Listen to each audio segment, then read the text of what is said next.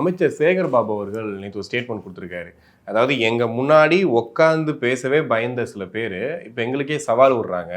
ஒரு பவள விழா கண்ட கட்சியை வந்துட்டு ஒரு பால்வாடி கட்சி எதிர்க்குது, பால்வாடி இயக்கம் எதிர்க்குது, சவால் விடுதுன்னு பேசுறாரு. எல்லாமே பால்வாடியா இருந்து பவள விழா போறவங்க தான். அண்ணனுக்கு தெரியாது ஒண்ணும் கிடையாது. எல்லாரும் பால்வாடியா இருந்து பவள விழா தான் போயிருப்பாங்க.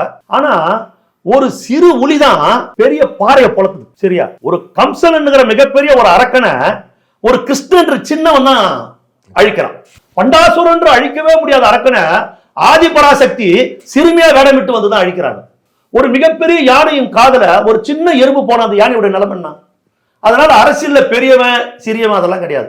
எல்லாம் பால்வாடியா இருந்து அந்த பவள விழா. அத விஜய் ஏற்கனவே சொல்லி இருக்கிறாருல, பவள விழா பாப்பா உன்னை நான் பாத்துக்கிறேன்னு சொல்லி இருக்கிறாரு இல்லையா? சரிங்களா? அதனால பார்க்கலாம், பால்வாடி ஜெயிக்குதா பவள விழா ஜெயிக்குதான்னு பார்ப்போமே.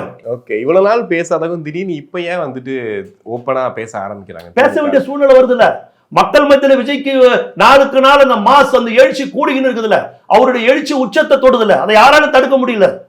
அவருடைய உச்சத்துல இருக்கிறாரு. எங்க போனாலும் விசில் விசில் விசில் இருக்குது.